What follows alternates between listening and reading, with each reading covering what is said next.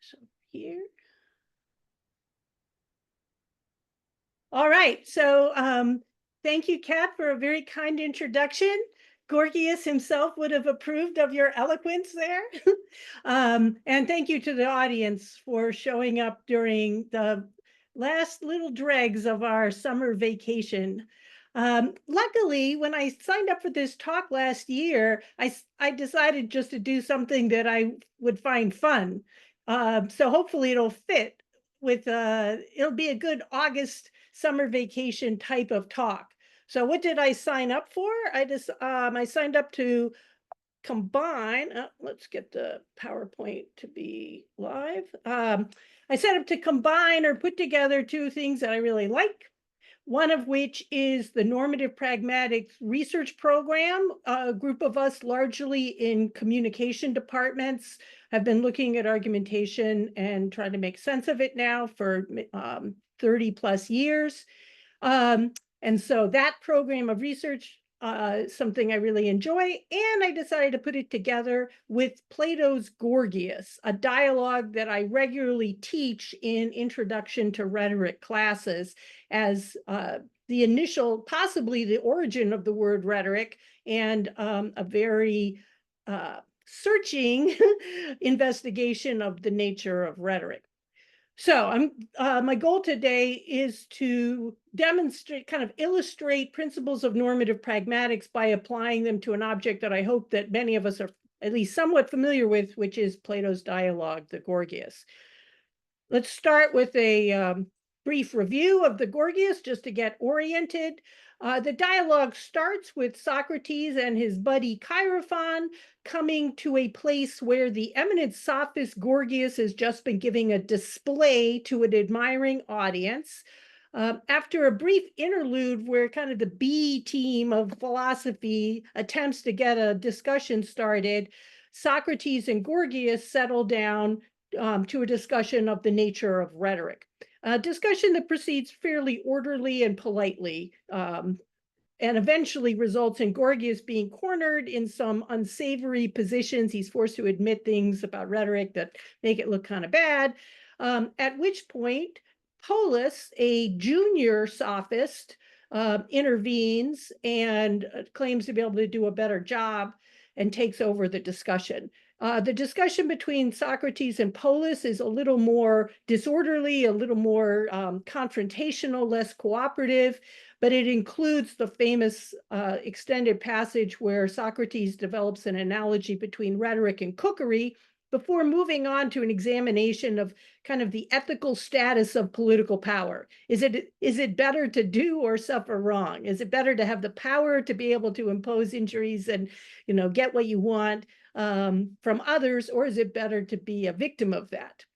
With Socrates, of course, arguing the counterintuitive, or at least in commonplace sense, counterintuitive position that it's better to suffer than to do wrong. This discussion eventually breaks down when Polus is cornered, even as Gorgias had been, at which point Callicles, a young aristocrat, Athenian, kind of future politician, intervenes and begins to defend an openly amoralist position that people really should go around aiming to get whatever they want. He and Socrates have a very contentious discussion but one that manages to continue to the point where Callicles is no longer willing to intervene with Socrates at all. And at that point, Socrates kind of takes over and runs most of the rest of the dialogue himself, ending up in one of this kind of Plato's myths of the afterlife. All right, so interesting dialogue, extended, but also quite not entirely orderly, despite the fact that Plato is stage managing the whole thing. All right, so I want to use this dialogue to illustrate 4 propositions that I think are fairly standard basis of work in normative pragmatics. First is that when we pay attention to argument, we need to pay attention to the argumentative interactions within which those arguments are getting made. Second, that argumentative interactions in the most basic sense are brought about and managed by the participants themselves. that the central locus of control is the participants, and therefore we need to be able to explain why the participants are doing what they're doing and why they think that that will be effective. Third, then, is to say that, yeah, arguers have a lot of different strategies for managing their interactions, and I'm going to focus in on two strategies that are prominent on this dialogue. And then fourth is to actually offer an account of why these strategies have force. That is, why they manage to take people who may not want to cooperate with each other, but nevertheless bind them into at least a somewhat orderly and extended interaction. All right, so start with the first one, that many, if maybe even all, features of arguments need to be accounted for by with some reference to the context of the interaction within which those arguments are getting made. Now, this basic principle is not unique to normative pragmatics. I think many contemporary argumentation theories actually have something like this, some perspective like this, that we do need to pay attention to interactions.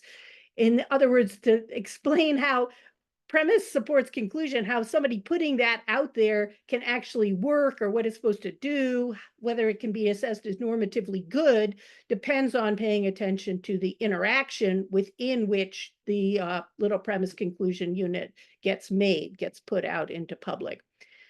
Let me give two examples from the dialogue where participants explicitly orient to the interaction in order to, as part of the process of understanding and assessing the arguments that are getting made. And they both have to do with claims that some lines of argument are simply irrelevant. It's not that they are a bad argument or a weak argument, that they don't belong there at all. Now, interestingly, Callicles, who was, remember, the most aggressive of Socrates' interlocutors, when Socrates does his normal Socrates thing of starting to use all sorts of analogies like cookery, cobbling, navigation, wall building, and using those analogies to understand the life of an aristocratic citizen who's going to be a political leader, Callicles does not criticize those analogies as bad, but in an extended passage just says they're nonsense, they're absurd, they have no standing whatsoever. And why is that? Referencing back to something he'd said earlier, it's because philosophical discussion that engages in nitpicky kind of points is just, it's not for adults. It's not what we here are trying to do. Those things just don't have any status. That kind of philosophizing has no status in the discussion that we're trying to have. So I'm not saying Callicles is necessarily right, but notice that he's declaring a whole line of argument, very typical Socratic argument, to be irrelevant, not even worthy of consideration due to the fact, the kind of interaction that we're trying to have. Interestingly, Socrates does exactly the same thing when he's talking with the Polus, the junior sophist. Polus, in attempting to defend that having power really is a good thing, references a well-known tyrant who succeeded totally in taking power quite unjustly and is clearly a, quote, happy person. Everyone in Athens would agree with that. That's just a common sense point. Socrates, again, doesn't say that that's a bad or weak argument. It says it's not an argument that he will accept at all. He does not admit the force of it. Why? Because it, although common sense arguments about what everybody believes to be true are maybe suitable for courtrooms, that's not what we're about here. We're involved in the pursuit of truth, and Socrates only cares what Polus thinks or what he himself thinks. So any kind of general knowledge is simply irrelevant. All right, so in both of these cases, a key normative aspect of an argument that gets made, namely its relevance, is at least partially dependent on the norms of the interaction within which it is being made. Norms which already you're getting a sense that there may be disagreement about what those actual norms are. All right, that's proposition number one. Proposition number two is that the interactions are managed by the participants themselves. They only exist because the participants make them exist, and they are, whatever norms are alive within the interaction are only alive because the participants have made them so. this is kind of, I mean, the Gorgias is kind of like a little laboratory. There isn't anybody, we tend to think, in our imagination, maybe courtrooms might be one of the central cases of argumentation, or a philosophy classroom. In those situations, there's a lot of culturally established, well-known rules, and there may even be people in charge of deciding what kind of argument is good and bad, and making declarations. Both the teacher and the judge fulfill those functions.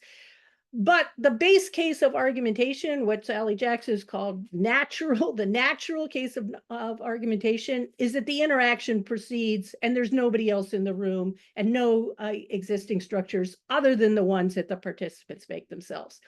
So the audiobook of the Gorgias, the English audiobook, takes more than 3 hours. These people managed to have a 3-hour discussion.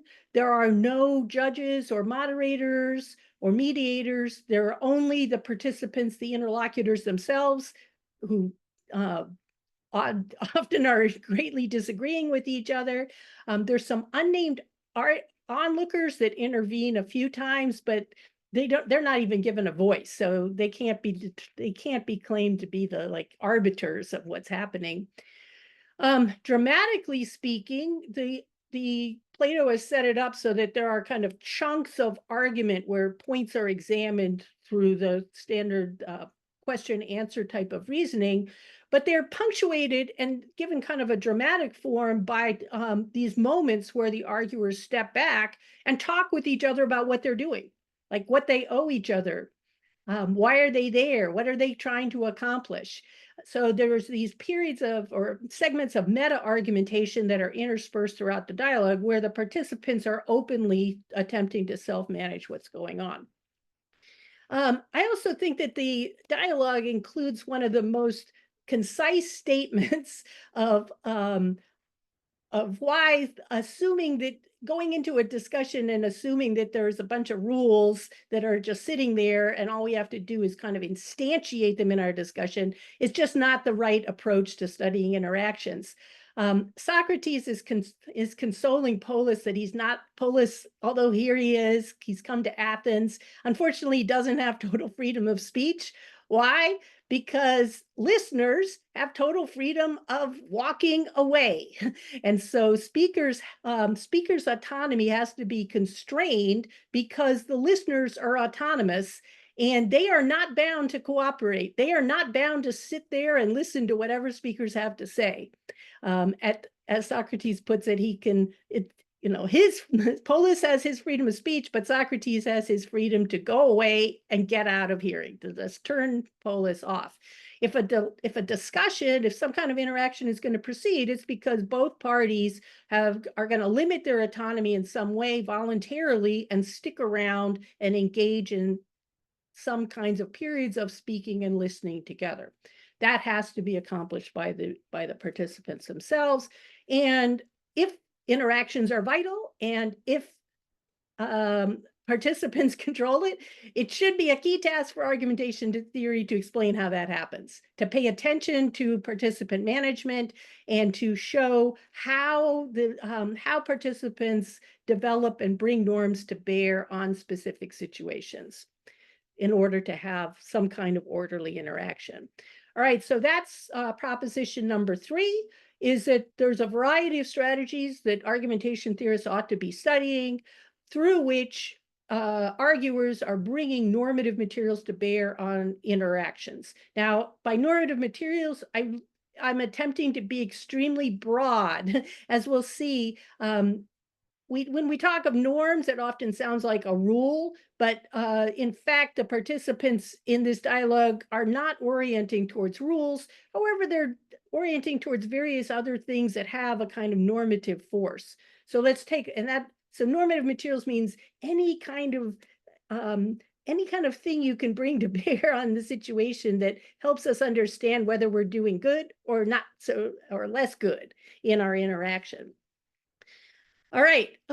In this, there's a potentially indefinitely large collection of possible strategies that all should be investigated. Within the dialogue, the Gorgias, there are 2 main strategies that are apparent, at least to me. One is the strategy of explicit contract. And the second is a strategy that I'm going to call conspicuous undertaking plus call for reciprocity. So what do each of these look like?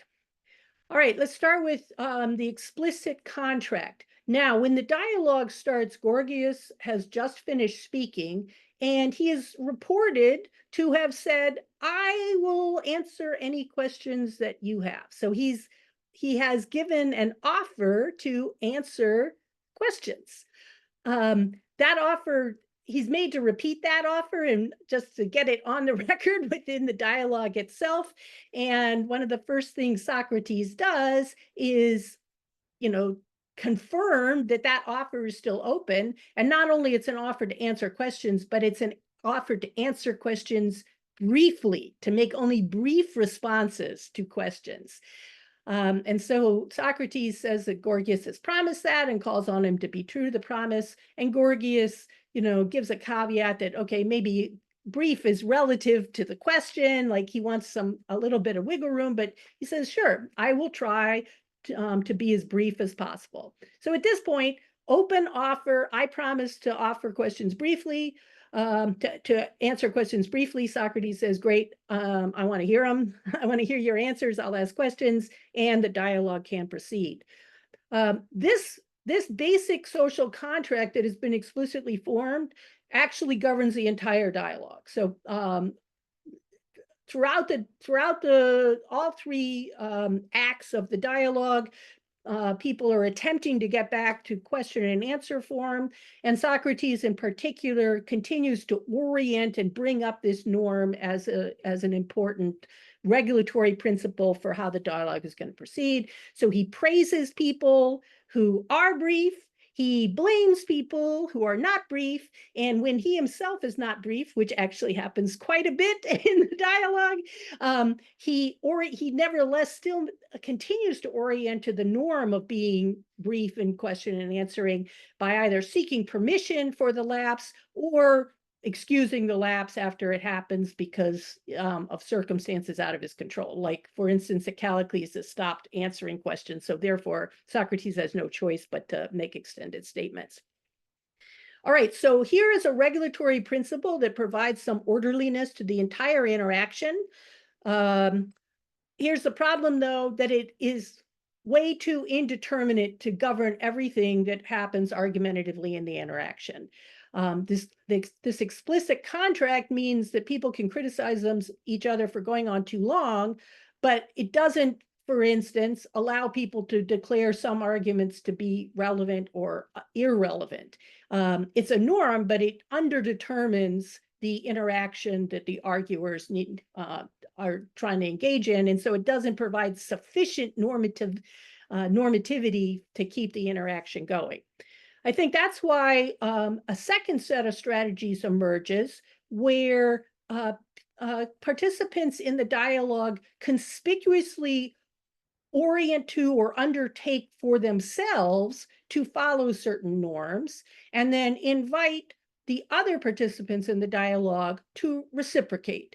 There's two versions of this in the dialogue that are quite different, a Socrates version and a Callicles version. So let's look at this. Let's look at each one. All right, the Socrates version. Not surprisingly, given what we know of Socrates from other dialogues and from other authors, Socrates considers himself to be a certain type of person, a person with a daimon, obsession, one might say. So he's a person of certain qualities, and he announces what those qualities are, and he invites his interlocutors to join him in exhibiting those qualities within the dialogue. This is, although Socrates doesn't use the word virtue, and the particular quality that Socrates is evincing doesn't have a name, I don't think, within Greek virtue theory. This could be seen as a kind of Socrates attempting to bring a concept of a specific argumentative virtue to bear within the immediate interaction. All right, here's one of many examples in the dialogue of Socrates holding himself out to be a certain type of person and inviting reciprocity. And it's like the most explicit, so it's easiest to see. So Socrates says, what sort of man am I? I am one of those people who are glad to have their mistakes, their intellectual errors pointed out. And I'm also glad to point yours out too. So that's the kind of man Socrates holds himself out to be, very conspicuously. And if you, his interlocutor, are the same kind of person as me, let's keep on going. I'm willing to keep questioning. Otherwise, if you're not that kind of person, I'll just lay off and we can, do something else.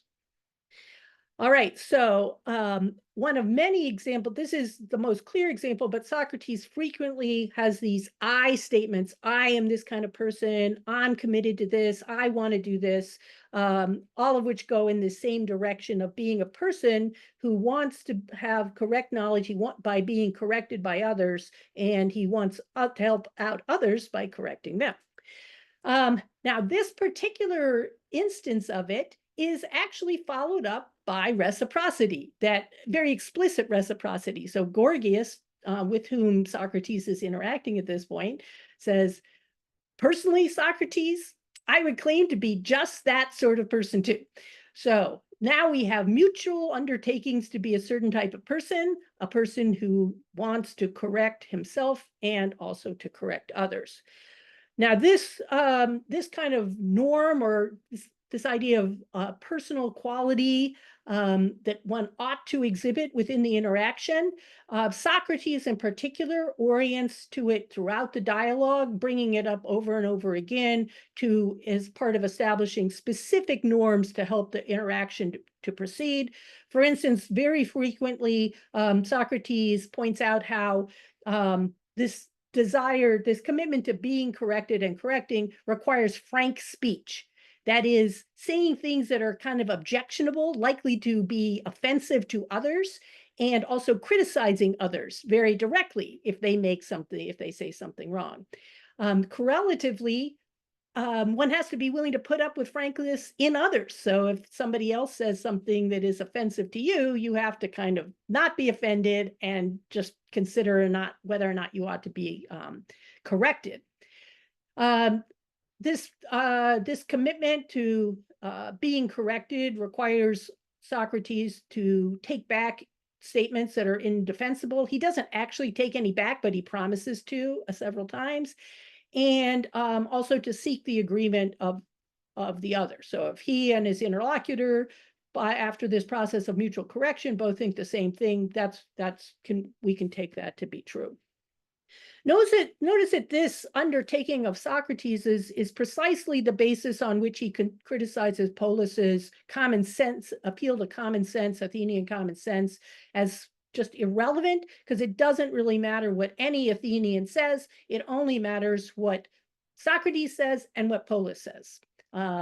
Anything else has no bearing, given this norm of people involved in the interaction seeking to correct and to be corrected.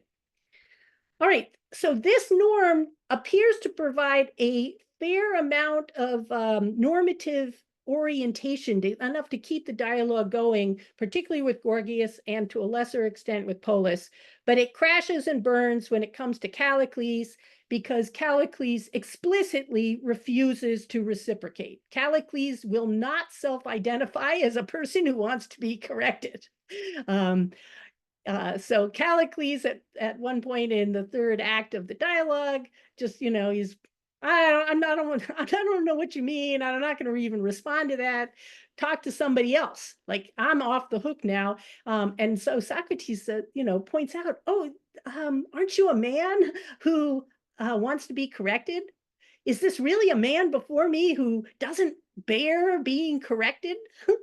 And Callicles, I don't care. I am out of here. I don't care about being corrected or about correcting others. It is not at all interesting to me. All right, so at Socrates' attempt to establish a kind of normative basis for the interaction by declaring his own qualities, his own commitments to correcting and being corrected, simply breaks down. There's no reciprocity. So it's completely one-sided, and it does not provide a sufficient normative basis for the continuation of a dialogue with Callicles.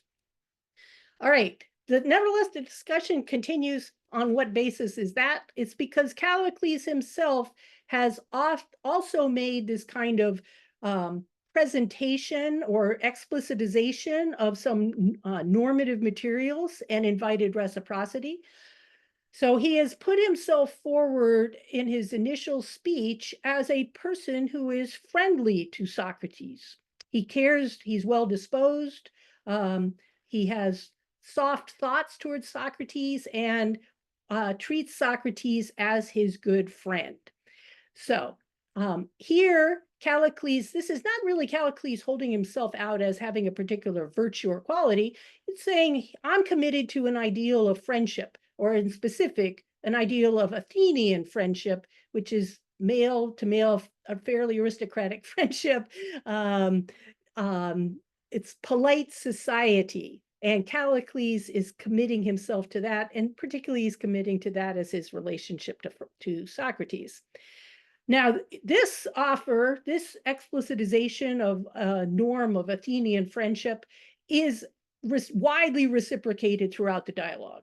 So Socrates interestingly, does not address Gorgias as his friend, but addresses his more hostile opponents, both Polus and Callicles, consistently addresses them as friend, my noble friend, my good friend, and invokes friendship, the norms of friendship, several times explicitly.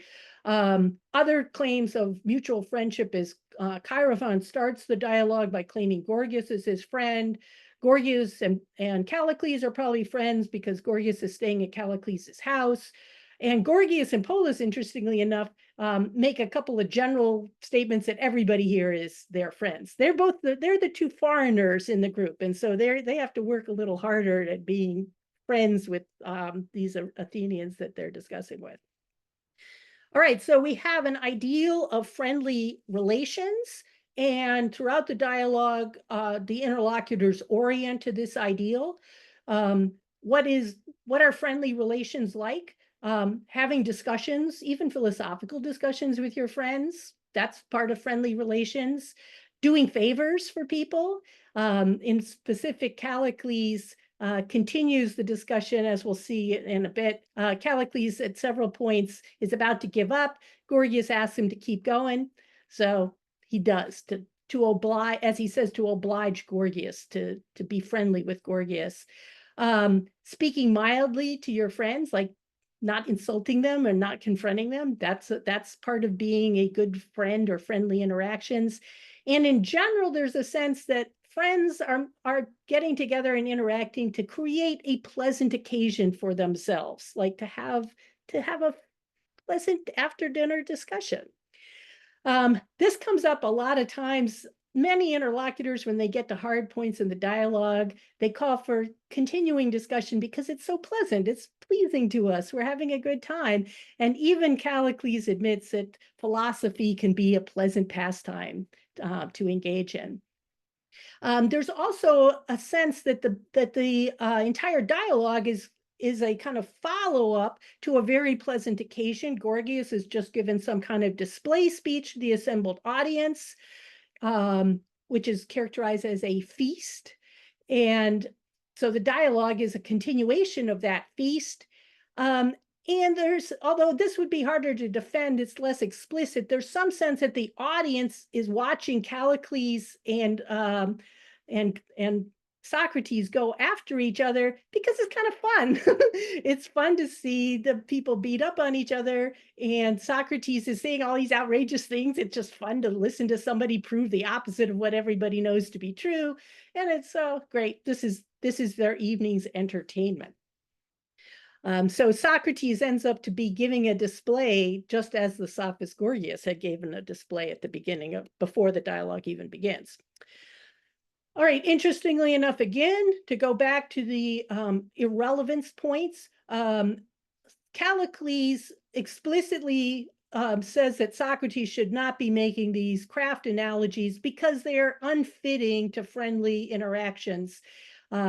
Here we are, we're leading citizens of Athens having this friendly intellectual discussion, and you're suddenly comparing us to cobblers and farmers and people who, navigate boats. Come on, that's just completely absurd. It's out of place, it's vulgar, it's ill-bred. It's the kind of thing that you would do in a late night dorm discussion like a teenager would do, but it's not for adults. So just get out of there. So something is irrelevant because it violates this kind of ideal of friendly interactions. All right. And let's say this, that the friendly interaction ideal governs from the beginning to the end of the dialogue. To the extent that Callicles and Socrates manage to have a continuing discussion, it's usually because this ideal of Athenian friendship is being invoked. All right, so to summarize, interactants have to keep their dialogue going. They have to generate normative expectations of their own and others' conduct. They can do this by making an explicit contract before the discussion even begins, or they can do it. Another strategy that has been documented is that they openly invoke some of these normative materials, whether it's a personal virtue or a interactional ideal, and call for reciprocity, call for buy-in from others. All right, final proposition then. These strategies, particularly the ones of making explicit and some normative materials and inviting reciprocity, exert force. We can say that arguers likely have an intrinsic desire to be a good friend, or we know that Socrates has an intrinsic desire to, correct and be corrected. However, when those intrinsic desires kind of come under stress or break down, when the participants get into difficulties that might cause them to lapse from the normative standards that they would like to follow, there are a variety of enforcement mechanisms that serve as backup and that allow participants to continue to control each other's conduct, even when the other person would maybe like to wiggle out. And the two main ones are shame and disgrace. So shame is, I'm not going to discuss this. It's actually been discussed quite a lot in the secondary literature on the dialogue. Shame is an internal state when you know you're doing something wrong, so it doesn't appear on the surface of the dialogue, but at several points, participants in the dialogue diagnose others' conduct in the dialogue as having been as a result of shame. Like Polus and Gorgias are said to have both given up because they were ashamed of the situation that they had gotten into and they just couldn't proceed any further. Socrates himself is also several times accused of basically shameless behavior, saying things that people should not say that should make him ashamed, although apparently they don't. So that everyone in the dialogue seems to orient to the idea that people should have an internal sense of shame that will enforce the norms, even when there's temptations to lapse from them. Just as interesting, though, is that even if people are not feeling this internalized sense of shame, there are externalized social mechanisms that will subject them to shame by openly disgracing them. And it's these mechanisms that serve actually to keep the dialogue going at its most difficult moments. So Gorgias, early on, he did reciprocate and said, yes, Socrates, I like to be corrected, but he clearly wasn't completely enthusiastic about this because he said, but he tried to wiggle out, but maybe we ought to consider everybody else here. We've been talking for a long time. Maybe they're tired. They have other things to do. Maybe we should just cut the argument to stop here. But the other people in the room do not let him get away with this. Chaerephon speaks for the onlookers and channeling them says, no, they're apparently saying, no, keep going, keep going. And then Callicles himself comes in and says, oh, but this is so pleasurable. Let's keep going. I like it so much. And so Gorgias said, okay, it would be disgraceful for me not to live up to my promise. You guys are forcing me to do it. So, okay, great. Let's keep going. Maybe to get revenge, Gorgias intervenes twice when Callicles is feeling the heat to kind of force Callicles to keep going or to face kind of public disgrace. So Callicles is trying to get out of talking with Socrates. I don't know what you mean. I'm tired of this. I want to walk away. And Gorgias can say, oh no, Callicles, please us, continue to engage in the dialogue to please us. And as well as to please Socrates, and so that we can bring the argument to an orderly end. Callicles complains that he's being badly treated by Gorgias, and Gorgias says, like, look, that doesn't matter. We're not going to judge you because Socrates manages to make you look bad. Just allow Socrates to continue. Callicles says, okay, great. I will continue to answer Socrates' petty little questions because Gorgias, my friend Gorgias will have it so. So external social pressure by third parties can begin to enforce these norms even when they participants would kind of prefer to evade them or to wiggle out. All right, so how is force generated? In these cases, the strategy has been to make a conspicuous commitment to some overarching normative materials, a virtue, an ideal, a rule like question and answering, and to expect reciprocity. And the conspicuous of the commitment that's been made in the strategy also makes it conspicuous when behavior does not live up to those normative materials, ideals, virtues, or whatever. So the publicity of these strategies means that not only does it encourage people to be in good faith following these normative materials, it also provides additional incentive of social penalties if you obviously fail to live up to them. All right, so that's an illustration of some of the orienting principles of normative pragmatics. Put interactions first. Conceive of interactions as something that participants, interactants themselves accomplish, and commit oneself as a theorist to explaining how that works.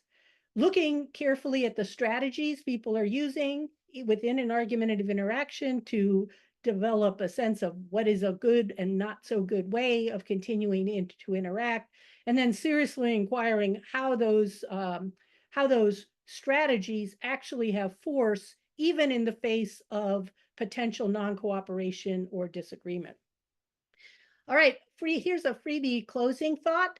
Some of the work that's looked at interactions has leaned heavily into the idea that pre-existing dialogue types just exist, and that as theorists, all we need to do really is understand these types of dialogues, and then we can see how interactants are following them or not. However, looked at as a whole, Plato's Gorgias suggests that the problem of how to regulate a tiny slice of social life, that is a specific argumentative interaction, may not be amenable to such easy off-the-shelf solutions. In other words, that argumentation actually is a regular part of social life, and we're not totally sure about how social life ought to be run, and we can never therefore be totally sure about how argumentative interaction should be run. We need to continue to develop knowledge of how people actually manage to do it. So within this dialogue, for instance, like, should people pursue the life of philosophy and seek truth as a primary goal and stand open to being corrected and to correct others? Should people engage in friendly interactions which lead to good political careers where you have power over others and can like have a nice life with some leisure conversations that might have a little bit of philosophy in them? Is that the right way to, is that right? The form of the dialogue, the very interactional problems that the participants are having are actually the same problems that they are discussing. Like, what is good discourse? What is rhetoric? How should political power be used? Is it good to have power? And what is the best way of life? Philosophy or something more political and active? These are under discussion, and people's answers to these questions also have major impact on how they think the discussion ought to take place. All right, there's a summer vacation reading of Plato's Gorgias.